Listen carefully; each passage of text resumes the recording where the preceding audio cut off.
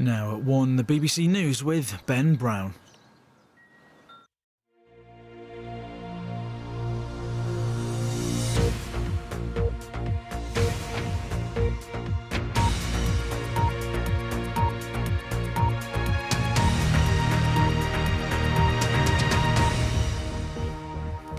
Hello, good afternoon. Police say they are treating the stabbing to death of 3 people in a park in Reading yesterday evening as a terror incident.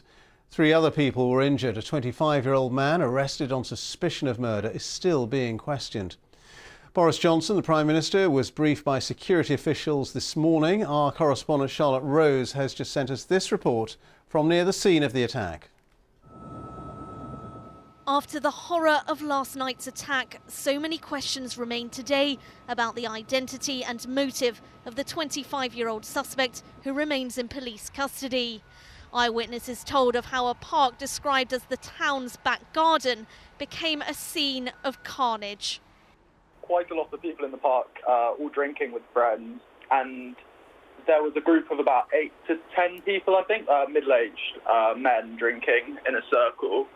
And suddenly this one lone man darted off the path to the left towards them, stabbed one just once, went around to the next person, stabbed them, went around to the next person, and managed to get 3 of them before anyone sort of realised.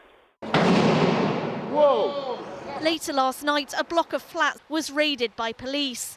It's not known what was found in that residence or what evidence emerged overnight, but police this morning declared they're treating it as a terror incident, and counter-terrorism officers will now lead the investigation. Presently, we are not looking for anyone else in relation to the incident. However, counter-terrorism detectives work closely with the security services and will work closely with Thames Valley major crime colleagues, and we continue to make inquiries to ensure that that is the case. Our priority will always be to ensure there is no outstanding threat to members of the public. The bodies of the 3 people who died were removed from the scene this morning. Of the 3 people who were seriously injured, 2 have now been discharged from hospital. Cordons remain in place across a large part of the city, whilst flowers and tributes have been left for those caught up in the attack. Police are appealing for anyone who may have footage of the incident to get in touch with them, as it may contain vital clues. Well, Charlotte joins us live now from Reading. Charlotte, what is the latest on the police investigation? Well, Ben, speaking in the last hour, Assistant Commissioner of Special Operations at the Metropolitan Police, Neil Basu, described the attack as an atrocity and said his deepest sympathies are with those mourning loved ones. He added that he wanted to reassure people that there was nothing to suggest that anyone else was involved in this attack, but says, as you heard in my package, that they are still looking into that. Now, police haven't yet said what evidence has led them to categorise this as a terrorist incident, and the suspect's motive, they say, is far from certain. Mr Basu stressed that it was nothing to do with the Black Lives Matter protest, which finished in the city hours before the attack took place. Now, there have been some floral tributes left outside Forbury Gardens this morning. One of them reads, "Reading weeps. I had to come to say goodbye." Another says simply, "Reading is united." They sum up the mood of a town in shock, but standing together. Charlotte, many thanks. Charlotte Rose there reporting from Reading. The Health Secretary, Matt Hancock, has said the government is preparing to set out another step in its plan to move the UK out of lockdown. He told the BBC's Andrew Marr show that more details would be announced this week ahead of a further easing of the restrictions at the start of July. Mr Hancock said any change to the 2-metre social distancing rule would come with other safety measures. Here's our political correspondent Helen Catt. Could 2 metres be cut to just 1? The government is due to announce the result of a review in the next week. This morning, the Health Secretary said he very much hoped the distance could be brought down, suggesting other measures could make up for the missing metre. We've seen in lots of the retail that's opened, lots of shops, perspex screens. Obviously, you can be closer than 2 metres with a perspex screen and the risk of transmission is very, very low. Masks also make an impact, hence the rule that masks must be worn on public transport and in hospitals. Wearing a face covering in other places like shops is currently only recommended. A leading expert in viruses says making them compulsory in more places could be better than the 2-metre rule. It created actually a false sense of security. It's not that suddenly beyond 2 meters there's no risk. And I'd rather be at 1 meter of someone who's infected, but if both of us wear a mask, than at 2 meters without a mask. Being able to trace people who may have been infected will also be key. The government's long-trailed app is not up and running, so it will rely on human tracing to spot outbreaks. Earlier, Matt Hancock said the government hadn't ruled out ideas like making people register their details with pubs to help with that.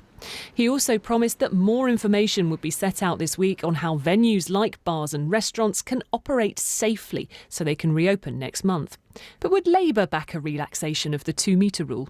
Yes, under certain circumstances. Infection rates are coming down, or they do appear to be plateauing. Hospitalisations are coming down. Death rates, thankfully, are coming down. But this still remains a deadly virus. We cannot be complacent. So if we're going to relax some measures, we need to make sure other mitigation measures are in place. Shoppers have started to return to high streets that look different this week. It seems more changes are likely to come as other areas of life join the new normal. Helen Catt, BBC News. Spain is welcoming visitors from a number of countries, including the UK, from today. It comes after a 3-month state of emergency was lifted overnight. British tourists will no longer have to self-isolate for 2 weeks when they arrive, but they'll still have to quarantine when they return to the UK. Officials in Germany say the coronavirus reproduction number, or R number, has jumped to almost 1.8. That's the highest value since the middle of March. The increase, which means the virus is almost doubling in the rate it is spreading, has been caused by localised outbreaks. Most are in the northwest of Germany, where more than 1,000 people working at a meat processing plant have now tested positive. President Trump has held his first campaign rally since coronavirus lockdown began in front of a smaller than expected crowd. Earlier in the week, Mr. Trump had said that almost 1 million people had wanted to attend the event in Oklahoma. But last night, large sections of the 19,000-seat venue were unfilled. Our correspondent David Willis sent us this report. It wasn't entirely the comeback Donald Trump had been anticipating. Shortly after it emerged that 6 members of his campaign team had tested positive for the coronavirus, a warm-up event nearby was cancelled for lack of attendance. There were empty seats in the auditorium as well. Size matters to this president, and he won't have been pleased. We begin our campaign, and I just want to thank all of you. You are warriors. I've been watching the fake news for weeks now, and everything is negative. Don't go, don't come, don't do anything. Today it was like, I've never seen anything like it. The Trump campaign blamed the empty seats on the presence of protesters outside, although their attendance was largely peaceful.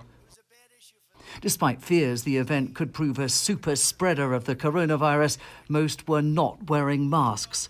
Yet as COVID-19 cases continue to spike in this country, the president went as far as to suggest the testing effort was making his record look bad and should be slowed down. Here's the bad part. When you do testing to that extent, you're going to find more people, you're going to find more cases. So I said to my people, slow the testing down, please. His handling of the coronavirus crisis could prove crucial to his re-election chances. David Willis, BBC News, Los Angeles. 2 new photographs have been released by Kensington Palace to celebrate Father's Day and Prince William's birthday. They were taken earlier this month by the Duchess of Cambridge, and they show William with his children, Prince George, Princess Charlotte and Prince Louis. The Duke is 38 today. The photos were taken at the family's Anne Hall home on the Sandringham estate in Norfolk. Well, you can see more on all of today's stories on BBC News throughout the day. The next news on BBC One is at 6:35. Goodbye for now.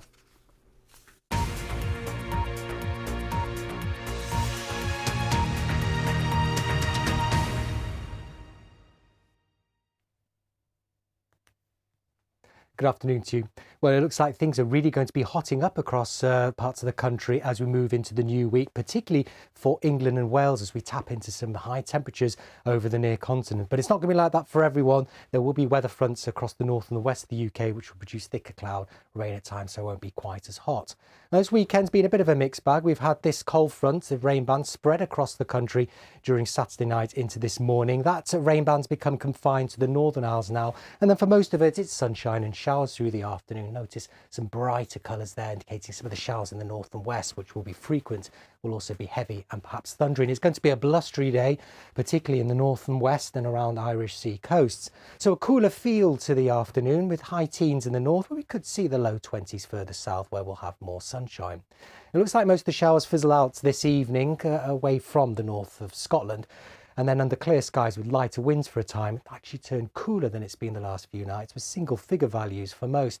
But again, a change will be taking place across Northern Ireland by dawn, strengthening winds, increasing cloud and outbreaks of rain, with this next feature starting to move in for Monday. But you'll notice higher pressure towards the south and the east, so that's going to bring a largely dry, sunny day for the Midlands southwards. Those temperatures creeping up, but further north and west with those weather fronts and closely packed isobars, then it'll be a cloudier, wetter day with strong winds. In fact, we could see gale force winds across western Scotland for a time, and it'll be blustery around some Irish Sea coast too.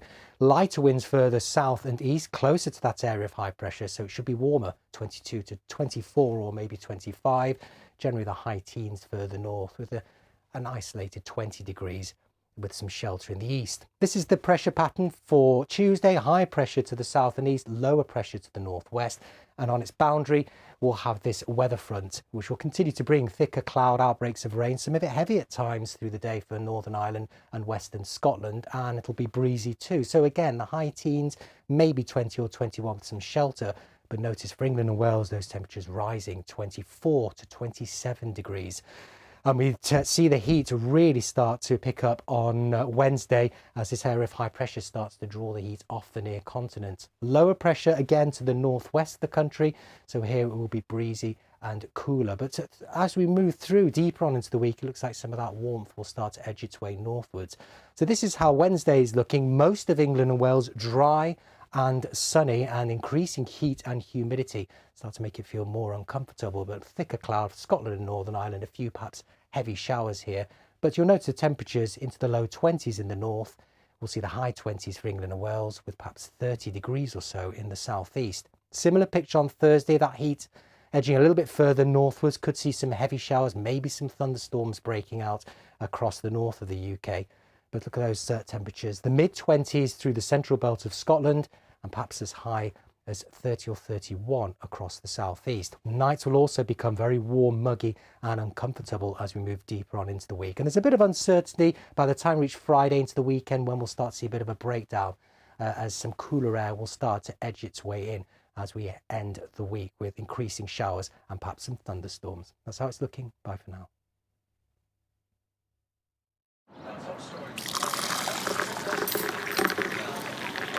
Now